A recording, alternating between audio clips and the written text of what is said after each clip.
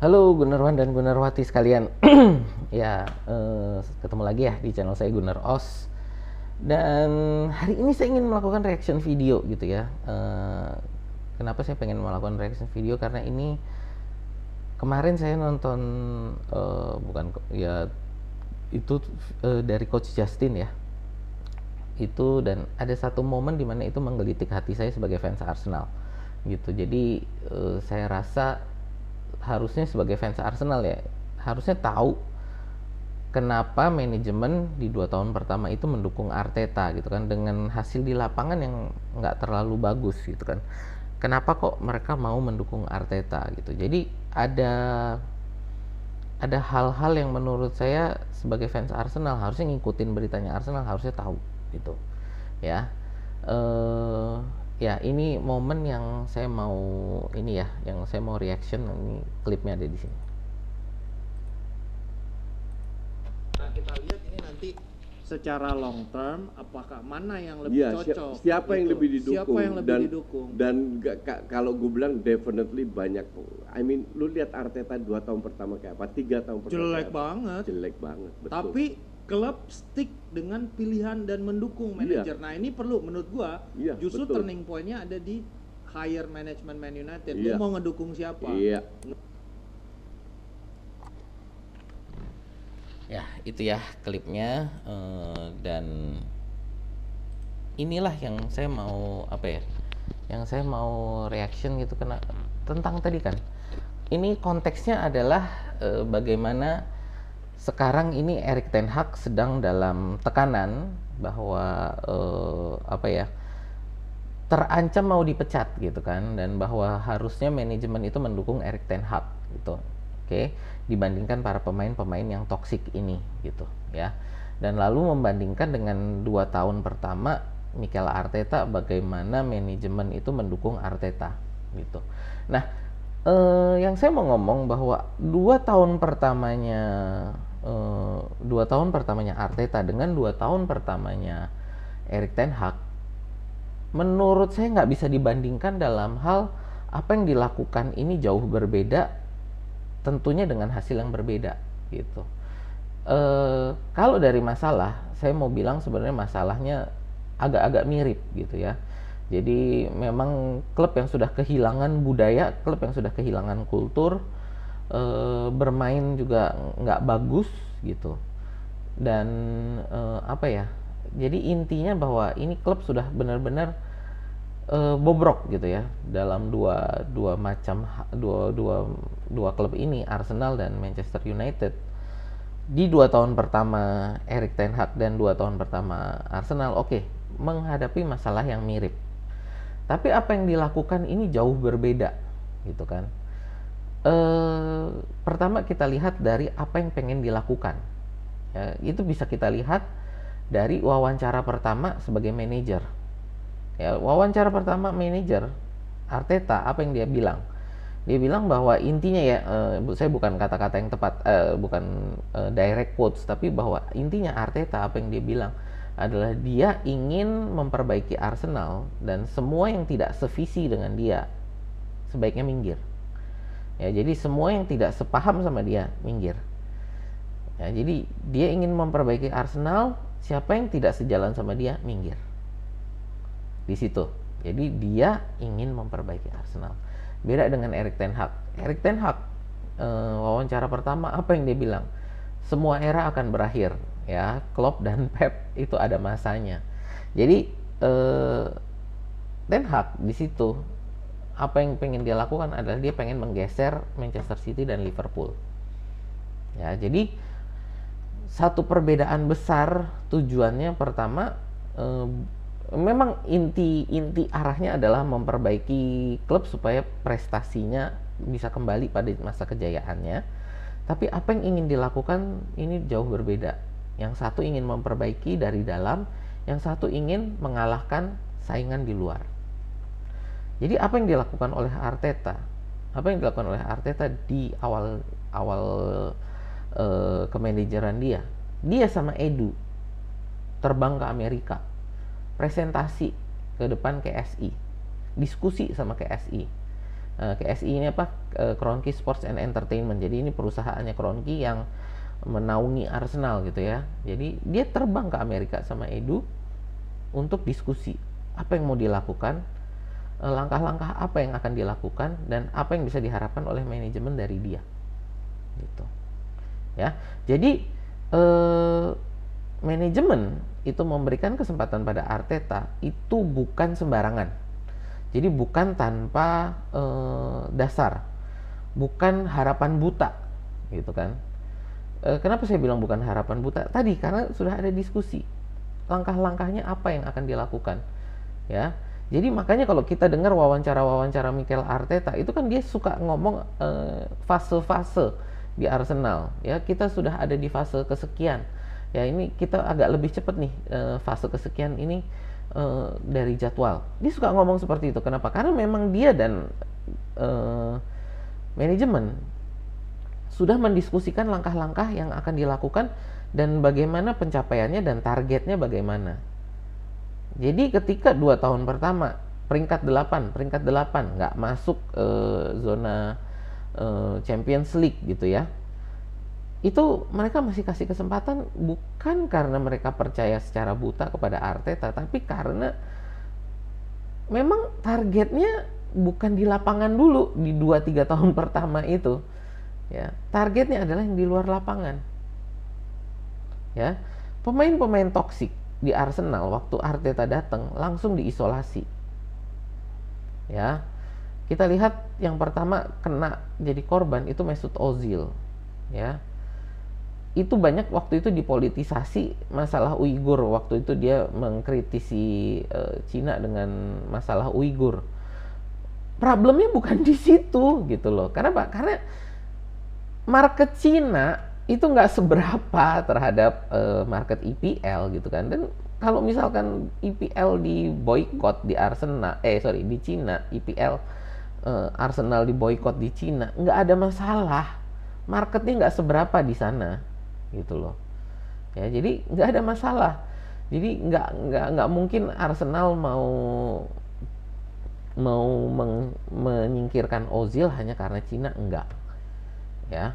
Yang menjadi masalah adalah waktu itu Arteta mau membangun klub yang dimana para pemainnya ini merasa sebagai satu keluarga. Jadi kalau satu kenapa harus yang lain harus ikut ngerasain. Nah waktu itu kan itu kena COVID ya, zamannya COVID waktu itu 2019-2020 kan. Di 2020 itu kena COVID, potong gaji ya. Walaupun saya setuju dengan pemikiran Ozil bahwa kenapa dia nggak mau dipotong gajinya, tapi pada saat yang sama semua pemain lain itu potong gaji, cuman dia yang nggak potong gaji. Jadi sama Arteta, lu nggak mau sependeritaan sama teman-teman lu yang lain, oke, lu minggir ya. Jadi karena dia dianggap nggak mau sependeritaan sama teman-teman yang lain yang potong gaji, dia nggak mau potong gaji, ya udah, lu minggir. Ditaruh di latihan dengan tim reserve dia kan. Jadi dengan tim akademi, tim cadangan latihannya dipinggirin. Nggak bisa disamain dengan Erik ten Hag waktu dia menyingkirkan Ronaldo. Kenapa? Waktu dia menyingkirkan Ronaldo, dia mau merangkul Ronaldo, ya. Tapi maksudnya Ronaldo nggak mau dirangkul. Dan nggak mau dirangkul, Ronaldo wawancara dengan Piers Morgan itu menurut saya itu sudah pelanggaran profesionalitas, pelanggaran kontrak.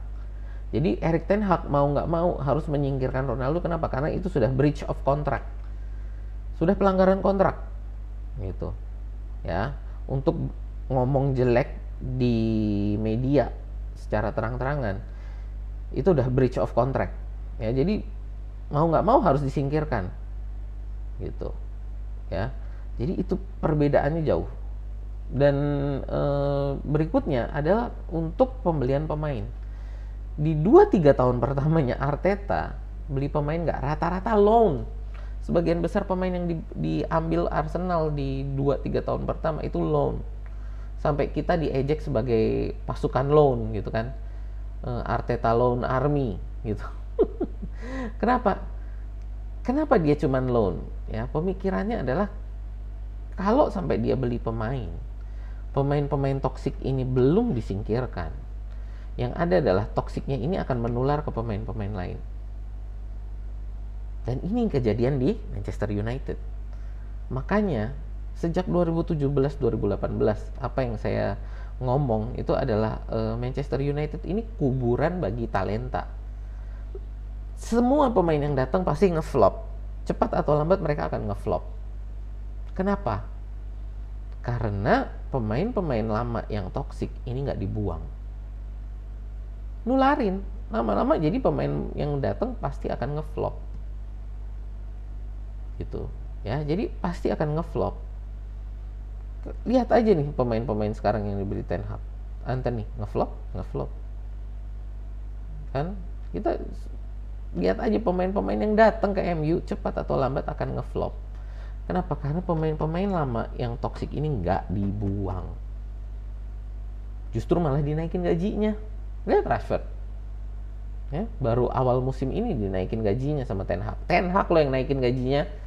Ya, jangan salah, yang naikin gajinya Rashford itu Ten Hag, bukan manajemen. Ya. Nah, jadi ketika diminta siapa yang menjadi tadi kan dibilang turning point-nya adalah manajemen ini mau mendukung siapa? Ten Hag atau pemain. Nggak bisa disamain dengan Arteta. Kenapa? Karena Arteta sudah diskusi dari awal. Dia mau melakukan apa, lalu langkah-langkahnya gimana, dan target-targetnya apa. Dan itu jangka panjang. Nah, sekarang menurut saya ini kesempatan buat Manchester United dengan datangnya Sir Jim Ratcliffe. Ya kan, Sir Jim Ratcliffe ini nanti mau datang, dia mau masuk, mau mengambil alih pengelolaan olahraga di Manchester United. Jadi biar keluarga Glazer yang mengurusi masalah bisnis, masalah sepak bola, Sir Jim Ratcliffe yang mau ngurus. Ini kesempatan buat Manchester United. Kesempatannya gimana? Ya, Sir Jim dan Erik ten Hag duduklah diskusi. Apa yang mau dilakukan? Langkah-langkahnya gimana? Bagaimana manajemen bisa support? Itu harus duduk diskusi.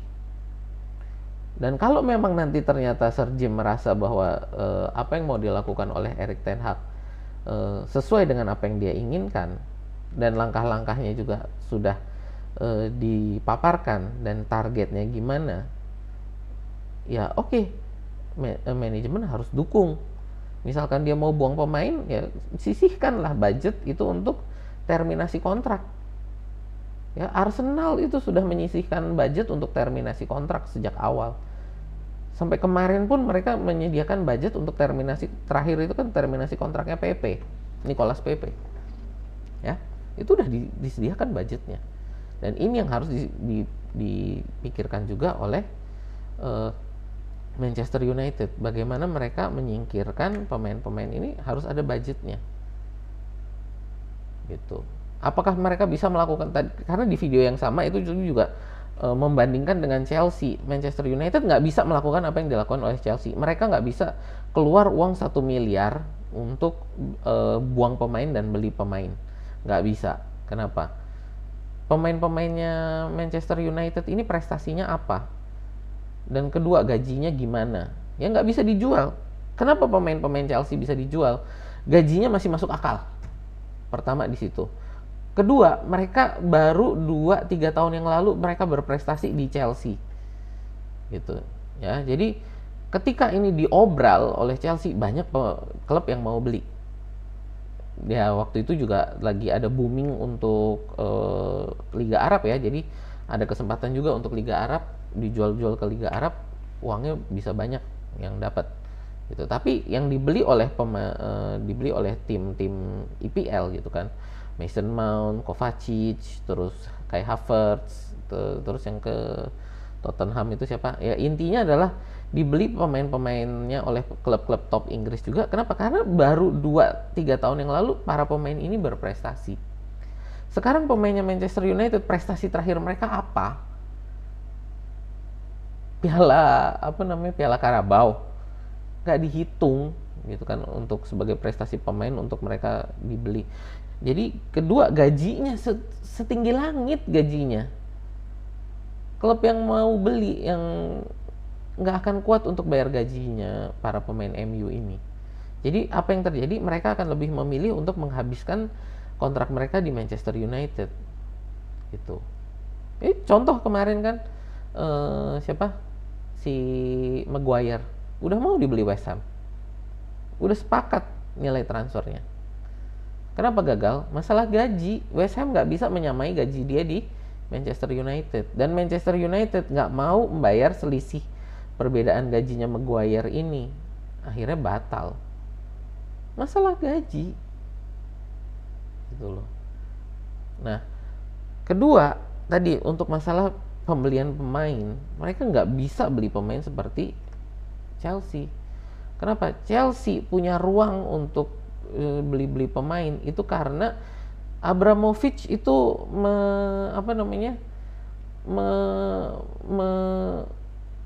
menganulir, intinya dia bahwa utangnya Chelsea ke dia 2 miliar pound sterling itu diputihkan gitu loh. Jadi utang 2 miliar pound sterling diputihkan. Jadi mereka punya ruang untuk FFP itu jadi luas banget. Manchester United gimana? Nggak ada, nggak bisa. Plus 1 miliar itu adalah investasi langsung dari Bowley. Glazer mana mau? Ya mana mau keluarga Glazer untuk investasi langsung? Dari sejarahnya sejak dimiliki keluarga Glazer, berapa keluarga Glazer itu pernah investasi langsung ke Manchester United? 0. Yang ada adalah mereka ngambil duit. Boleh dilihat itu sejarah sejarah investasi pemilik. Ya, keluarga Glazer itu nggak pernah sepeser pun mereka masukin duit ke Manchester United. Gitu, ya. Jadi inilah yang saya mau ngomong, kenapa berbeda sekali antara 2 tahunnya Arteta dengan 2 tahunnya Erik ten Hag, dan nggak bisa disamain. Gitu. Dan justru menurut saya ini kesempatan bagi Manchester United untuk bisa belajar dari apa yang sudah dilakukan oleh Arteta dan KSI ya, Kroenke Sports Entertainment. Duduk diskusi. Ini kesempatan. Kenapa? Karena Sir Jim baru masuk. Sir Jim duduk sama Erik ten Hag. Apa yang mau dilakukan? Langkah-langkahnya gimana? Bagaimana manajemen lalu bisa mendukung? Gitu. Kalau misalkan ternyata nggak sepaham antara Erik ten Hag dan Sir Jim, ya minggir lah Erik ten Hag, disingkirkan, nggak masalah. Tapi nanti manajer baru yang datang harus duduk juga sama dengan Sir Jim, diskusi arahnya mau kemana, langkah-langkahnya gimana, bagaimana klub bisa mendukung, gitu. Ya, ini ya reaction video dari saya. Terima kasih nih teman-teman yang sudah menonton. Sekali lagi saya juga terima kasih sudah lewat dari 100 subscriber ya. Targetnya sekarang 500 subscriber. Ya, itu aja sih dari saya. Untuk teman-teman yang punya pendapat tentang video saya ini, boleh yuk tulis di kolom komentar. Dan kalau suka konten-konten Arsenal semacam ini, boleh yuk di like, share, dan subscribe. Ya, itu aja dari saya. Terima kasih sudah menonton.